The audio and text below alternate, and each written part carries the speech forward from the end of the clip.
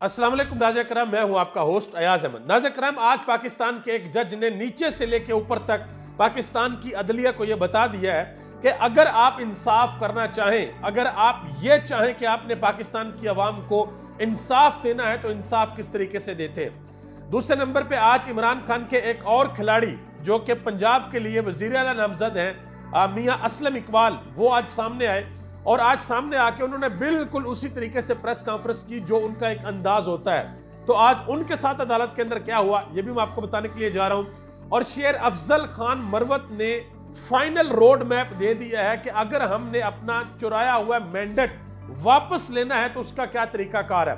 उन्होंने बता दिया है कि अगर इस तरीकाकार को फॉलो ना किया गया तो हमारा चुराया हुआ मैंडेट हमें वापस नहीं मिल सकेगा। तो सबसे पहले नंबर पे मैं आपको यह बताता हूं कि इस्लामाबाद हाई कोर्ट के जज हैं जस्टिस बाबर सत्तार, उन्होंने डेडलाइन दे रखी थी कि अगर इस्लामाबाद के डीसी सुबह 9 बजे अदालत के अंदर ना पहुंचे, बल्कि ये उन्होंने कहा हुआ था कि चारों सूबों के जो आईजीज हैं उनको ये कहा हुआ था कि वो कहीं भी आपको नजर आए, एयरपोर्ट पे नजर आए, सी पोर्ट पे नजर आए, किसी बॉर्डर पे नजर आए, जहां कहीं नजर आए, 9 बजे से पहले पहले उनको गिरफ्तार करके मेरी अदालत के अंदर पेश करें। आप हैरान होंगे कि क्या हुआ। वो बंदा इस्लामाबाद के डीसी साहब जो कि आते नहीं थे अदालत में जज के बुलाने पे, वो 8:30 से भी पहले अदालत के अंदर मौजूद थे। वजह क्या बनी? वजह यह बनी कि एक जज ने स्टैंड ले लिया। उसने कहा कि मैं नहीं छोड़ूंगा, मैं देखता हूं कि ये किस तरीके से तौहीन अदालत करते हैं। और आज वो आए और फिर पूछा कि जनाब मोहतरम, आपने थोक के हिसाब से 3 MPO के ऑर्डर्स जारी किए हैं, आप क्यों करते रहे हैं ऑर्डर्स जारी? उन्होंने कहा जी वो उसने ये कहा, उसने ये कहा, उसने ये कहा। तो आगे से जज साहब ने कहा कि आप अगर एक बंदे को 85 दिन कैद करके रखेंगे तो वो क्या आपके कसीदे पढ़ेगा? वो आपकी शान के अंदर कोई पता नहीं क्या नज़में लिखेगा, क्या लिखेगा? ऐसा तो नहीं होगा। बहरहाल आज उन्होंने कह दिया जी 1 मार्च को मैं फैसला सुनाने के लिए जा रहा हूं और एक और नोटिस है उसमें उन्होंने कह दिया आप पीर तक जवाब जमा करवाएं। दूसरे नंबर पे शेर अफजल खान मरवत ने आज एक अहम ऐलान किया, बल्कि उससे पहले आपको यह बता दूं कि मियां असलम इकबाल आज पेशावर हाई कोर्ट में नमूदार हुए, वहां पर पहुंचे और पहुंचकर उन्होंने आज बड़ी दबंग किस्म की प्रेस कॉन्फ्रेंस की। उन्होंने बताया कि उनके साथ क्या हुआ, 9 मई वाले दिन वो कहां पर थे, उनकी बेटी की शादी थी, वो उसके अंदर वो मसरूफियात में थे, लेकिन उनके ऊपर बहुत से जो केसेस हैं वो डाल दिए गए। तो आज पुलिस उनको गिरफ्तार करने के लिए पहुंची पंजाब से, लेकिन वो वकीलों वाला पेंट कोट पहन के वहां से निकल गए और पुलिस को चकमा दे दिया। उसके बाद शेर अफजल खान मरवत ने आज एक बड़ा ऐलान किया। उन्होंने कहा कि अगर हमने अपना छीना हुआ मैंडेट वापस लेना है तो हमें हर सूरत हर चीज दांव के ऊपर लगाकर बाहर निकलना पड़ेगा, वरना ये क्या करेंगे, वरना ये हमें ट्रिब्यूनल के अंदर भेजेंगे और ट्रक की बत्ती के पीछे लगा देंगे और 5 साल तक हमें किसी किस्म की कोई सीट नहीं मिलेगी। और फिर उन्होंने ये भी कहा, उन्होंने कहा कि मैं चैलेंज करता हूं कि election commission, MQM, people's party, Noon league, कोई एक, इन सब में से कोई एक अपने फॉर्म 45 लेके आए। देखिए बड़ी सीधी सी बात है, जब एक पोलिंग स्टेशन के ऊपर वोट पड़ता ना तो एक फॉर्म 45 होता है प्रिजाइडिंग ऑफिसर के पास, एक फॉर्म 45 मिलता है तमाम पार्टीज के पोलिंग एजेंट्स को, और जो प्रिजाइडिंग ऑफिसर के पास फॉर्म 45 होता है वो इलेक्शन कमीशन के पास चला जाता है। और इलेक्शन कमीशन के अंदर आज कामरान मंगश गए हैं। उन्होंने कहा जी मैंने इतनी बड़ी बोरियां देखी हैं वहां पर पड़ी हुई थी, और मैंने पूछा कि ये क्या है, तो उन्होंने कहा जी ये वेस्टेज है, ये वो पेपर है जो जाया हुआ है। तो इलेक्शन कमीशन ऑफ पाकिस्तान भी इस बात का पाबंद है कि वो जो उनके रिकॉर्ड के अंदर फॉर्म 45 है वो देंगे। तो शेर अफजल खान मरवत ने कहा कि ये डर रहे हैं, इनको पता कि ये असल फॉर्म 45 दिखा नहीं सकते, अगर ये जाली बनाकर दिखाएंगे तो उसकी 3 साल कैद की सजा है अगर इन्होंने जाली फॉर्म 45 बनाकर अदालत के अंदर पेश किया। उसके बाद मौलाना फजल रहमान की जमात से एक बड़ा अहम ऐलान हो गया। उन्होंने कहा जी हम 10 लाख अफराद कराची के अंदर जमा करेंगे और हलफ नहीं उठाने देंगे। यह तहरीक तब तक चलती रहेगी जब तक हम अपना मैंडेट वापस नहीं ले लेते। राशिद महमूद सुमरो, उन्होंने कहा जी किसी भी सूरत मैंडेट जो है ना वो हम अपना चोरी नहीं करने देंगे, अपना मैंडेट हम वापस लेंगे। और शाहिद खाकान अब्बासी ने आज चीफ जस्टिस काजी फायद ईसा साहब को एक अच्छी खासी बात सुना दी है। उन्होंने कहा कि काजी साहब ये जो 100 मोटो होता है ना, ये शादी हाल के मसले हल करने के लिए नहीं होता।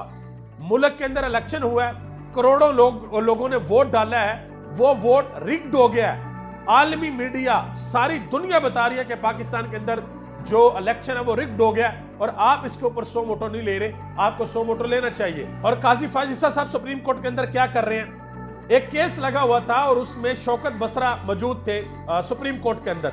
उन्होंने कहा जी मैं भी बात करना चाहता हूं इलेक्शन की धांधली के ऊपर। तो चीफ जस्टिस साहब कहते हैं अभी आप कौन है, नीचे बैठे आप सुप्रीम कोर्ट के वकील नहीं है और ना ही आप इस केस के अंदर वकील है, लिहाजा आप बात नहीं कर सकते। उन्होंने कहा जी मेरे हाथ में कुरान है, मेरे पास फॉर्म 45 है, धांधली हुई है हमारे साथ, हमारा जो मैंडेट अब हमसे छीना गया। तो चीफ जस्टिस ने कहा कि चुप करके बैठ जाइए। ये हमारे चीफ जस्टिस का हाल है, वरना जो काजी होता है वो तो चलते बंदे को पकड़ के कहता भी हाँ कोई मसला है तो बताओ, मैं तुम्हें इंसाफ देता हूं। तो ये हमारे पाकिस्तान के काजी हैं। और फिर ये भी कह दिया कि अगर इस केस के ऊपर बाहर जाकर बात की तो फिर नताइज के लिए तैयार रहना। ये हमारे चीफ जस्टिस साहब ने आज अदालत के अंदर पाकिस्तान की सुप्रीम कोर्ट के अंदर किया है। बहरहाल अली अमीन गंडापुर ने एक बड़ा अहम ऐलान कर दिया। उन्होंने कहा जी खैबर पख्तूनख्वा में सेहत कार्ड के बाद हम बेवा कार्ड भी लॉन्च करेंगे, जिससे यतीम बच्चों को राशन मिलेगा और उनके स्कूलों की फीस भी अदा की जाएगी। देखिए एक बात हमेशा याद रखिएगा, पाकिस्तान हो या दुनिया का कोई और मुल्क, अगर आपने अपने मुआशरे को ऊपर उठाना ना तो सबसे पहले आपको फिक्र करनी पड़ेगी अपने सबसे कमजोर तबके की। जब आपका सबसे कमजोर तबका इस कॉन्फिडेंस के अंदर आ जाएगा ना कि रियासत मेरे पीछे खड़ी है, मेरा मुल्क मेरे पीछे खड़ा है, मेरे मुल्क की हुकूमत मेरे पीछे खड़ी है, मेरे घर में से कोई बीमार हो जाएगा तो मुझे किसी किस्म की कोई परेशानी नहीं है।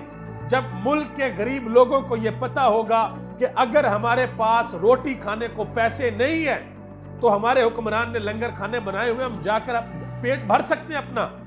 जब वो लोग जो फुटपाथ के ऊपर बेचारे सोते थे सर्दी की रातों में, जब उन लोगों को पता होगा कि भाई अगर हमारे पास ये चीजें नहीं है तो कम से कम पनाहगाहें हैं, ये रियासत ने बनाई हुई हैं, हम वहां पर जा सकते हैं। जब ये कॉन्फिडेंस बहाल होता ना तो फिर आपके मुआशरे ऊपर उठते हैं, फिर कौमें तरक्की करती हैं।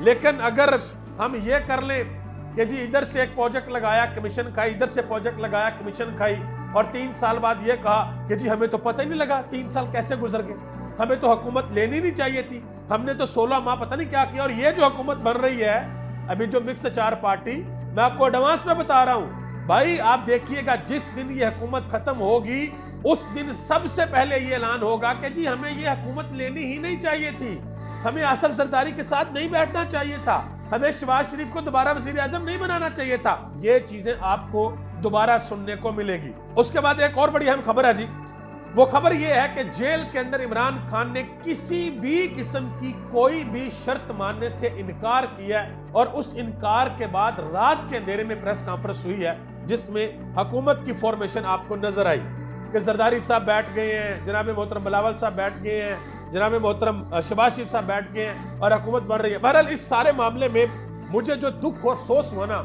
वो नवाज शरीफ साहब को, मतलब उस बंदे को सिर्फ कबूतर उड़ाने के लिए लेके आए थे कि भाई आपने कबूतर रखना हाथ पे और दिखाना आवाम को कबूतर आके बैठता है मेरे हाथ, वो किधर है? नवाज शरीफ साहब नजर नहीं आ रहे। ठीक है, पूरे पाकिस्तान के आवाम को बताया था कि जी पाकिस्तान को नवाज दो, तो भैया वो नवाज किधर है? उनको सामने आना चाहिए और जरूर आना चाहिए। आगे आ जाए जी, सलमान अकरम राजा ने एक बड़ा 2 टोक ऐलान कर दिया। उन्होंने कहा जी तहरीक इंसाफ का मैंडेट चुरा कर नून लीग, पीपल्स पार्टी और एमकेएम को दिया गया और फिर हमसे यह तवक्को रखते हैं कि हम इनसे मुज़ाकरात करेंगे, ऐसा नहीं हो सकता। पहले तहरीक इंसाफ की सीटें वापस करें, उसके बाद मुज़ाकरात होंगे। आखिर में एक इंतहाई अहम बात बताने के लिए जा रहा हूं। कभी कभी लोगों के मुंह से बातें निकलती हैं और आप यकीन करें वो तारीख का हिस्सा बन जाती हैं। नुसरत जवेद के साथ एक एंकर है अदनान हैदर, उन्होंने एक बात की है और बड़ी जबरदस्त किस्म की बात की है। मैं आपसे गुजारिश करूंगा कि इस बात को आपने ज्यादा से ज्यादा शेयर करना है। उन्होंने कहा जी अगर आप दुनिया के अंदर निकल जाए ना तो आपको दुनिया के बड़े मुल्कों के अंदर जरदारी के कद के बंदे मिलेंगे, बड़े जरदारी आपको मिल जाएंगे। अगर आप दुनिया घूमेंगे तो आपको बड़े शहबाज शरीफ मिल जाएंगे, आपको बड़े नवाज शरीफ मिल जाएंगे, लेकिन इमरान खान आपको नहीं मिलेगा। इमरान खान हीरा है। इमरान खान वो शख्स है जो हर जगह पे, हर चौराहे पे, हर मुल्क में आपको नहीं मिल सकता। और आप यकीन करें कि मैं सिर्फ पाकिस्तान की बात नहीं कर रहा, किसी भी मुल्क में इमरान खान जैसी पर्सनैलिटी कौम के लिए एक अपॉर्चुनिटी हुआ करती है, कौम के लिए एक नेमत हुआ करती है। एक ऐसा लीडर के जिसके पीछे कौम खड़ी हो जाए, जिसके पीछे कौम हर नफा और हर नुकसान बर्दाश्त करने के लिए खड़ी हो जाए। आप दुआ करें अल्लाह ताला इस मुल्क पर अपना खास फजल और करम फरमाए। आप सबका बहुत बहुत शुक्रिया। पाकिस्तान जिंदाबाद, पाकिस्तान के अवाम और पाकिस्तान के इदारे पाइंदाबाद।